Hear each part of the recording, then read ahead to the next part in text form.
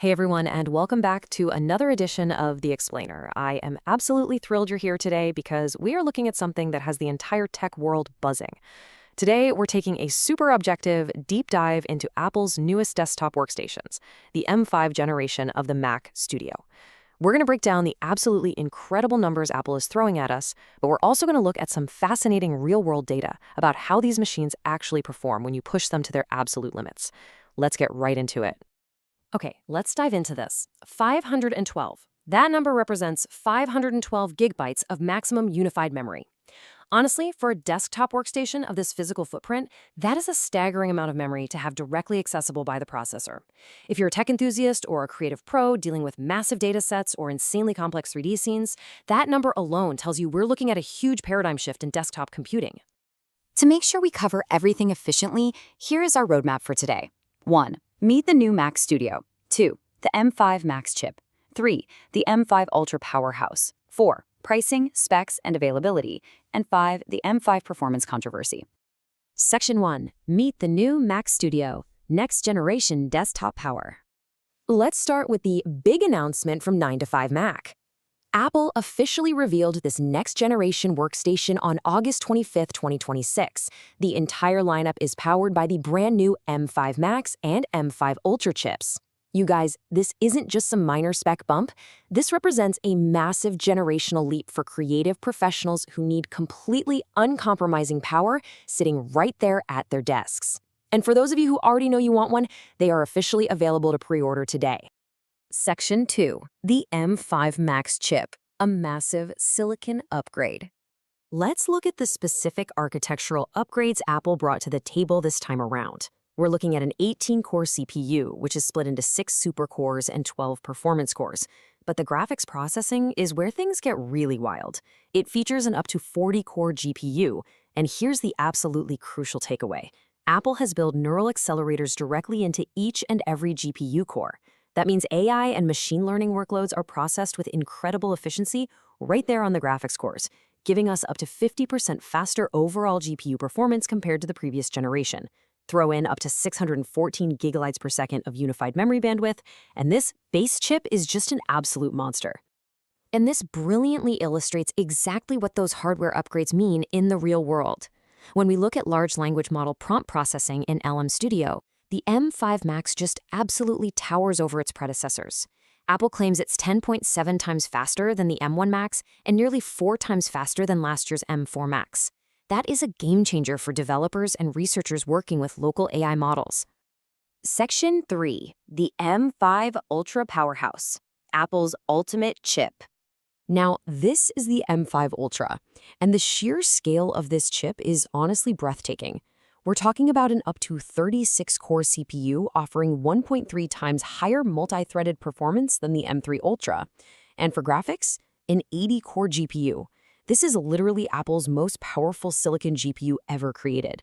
And just like the Max, this marks the very first time neural accelerators have been added to the Ultra chip series.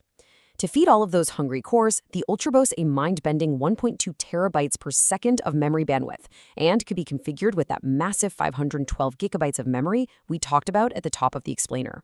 Let's move to and see how this builds on previous generations in professional software. Looking at machine learning training performance using Copycat and Foundry Nuke, the M5 Ultra delivers a 15.4 times speed increase over the original M1 Ultra, and it's 3.3 times faster than the M3 Ultra. So it's incredibly clear that Apple is aggressively targeting high-end machine learning and visual effects workflows with this new silicon. And for all the video editors watching right now, I want you to burn this number into your memory. 33. The M5 Ultra's media engine has been beefed up so significantly that it supports an incredible 33 simultaneous streams of 8K ProRes video. Just let that sink in for a second. You can scrub, edit, and composite 33 8K streams at the exact same time without dropping a single frame. It's a completely transformative capability for high-end video production. Section 4. Pricing, specs, and availability. Connectivity and costs. Okay, so the connectivity upgrades here are honestly just as impressive as the processors. We've got the new N1 networking chip bringing us Wi-Fi 7 and Bluetooth 6. Hard drive speeds are going to be wild with PCIe Gen 6 support, literally twice as fast for internal storage. The ports have been upgraded to Thunderbolt 5, pushing 120 gigabits per second and allowing support for up to 8 external displays. And for high-end production environments, it even supports Genlock over USB-C for precise frame-accurate synchronization between your displays and professional cameras. So what is all of this going to cost? Breaking down the pricing, the M5 Max model starts at $2,499 with 512 gigabytes of storage. If you want to jump all the way up to the M5 Ultra, that starts at $5,499 with 1 terabyte of storage. Pre-orders are open right now, and if you're looking to secure yours, be sure to follow the link in the description below to pick this up at the latest discount. Section 5. The M5 Performance Controversy. Did Apple nerf the M5? Now, as exciting as all that spec sheet hype is, it's our job to look at the whole picture. So we need to pivot for a minute and look at some real-world third-party testing reported by the team at Notebook Check.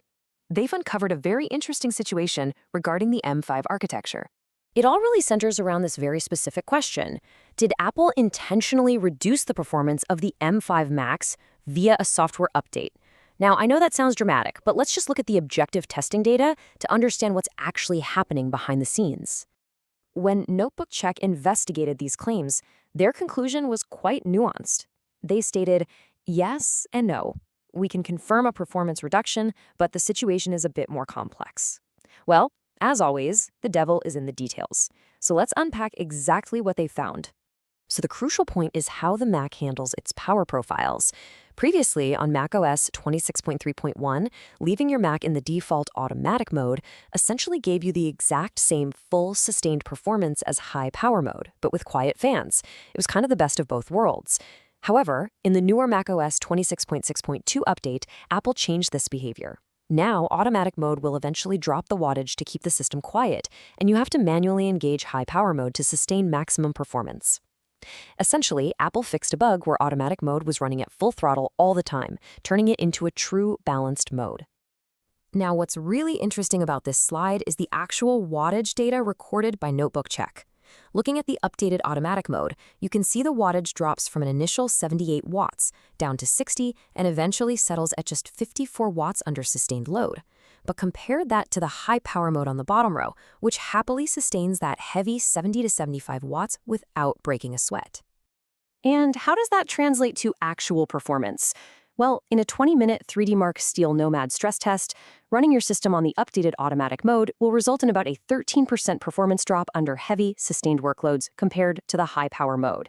The peak performance is absolutely still there, for sure, but the default system behavior to get you there has fundamentally changed.